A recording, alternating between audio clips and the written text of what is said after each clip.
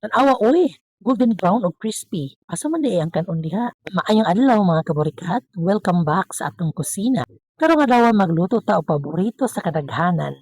Labi na kung kauban ang sawsawan og init nga kanon. Andamo na to ang classic ug lami kaayo nga tortang mungao. Simple ra pero panalog yun sa kalami. Mao ni ang atong gamiton. Una, syempre ang bida ang gagmay nga isda o mungaong. Gilimpyuhan na ni nako og tarong.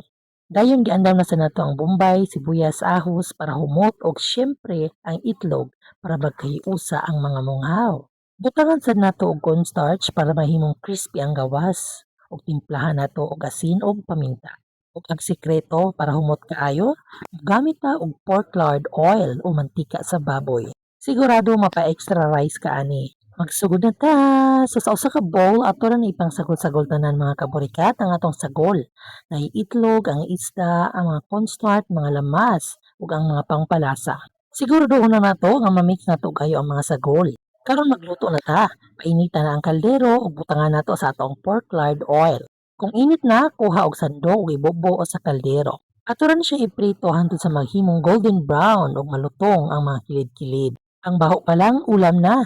Tanaw mga kaburikat, golden brown o crispy na kaayo. Perfect ni ka partner og suka nga naay sili o tuyo mansi. Sulay na mo pagluto ani, sigurado malipay ang pamilya. Don't forget to follow, like, and share. Barikat!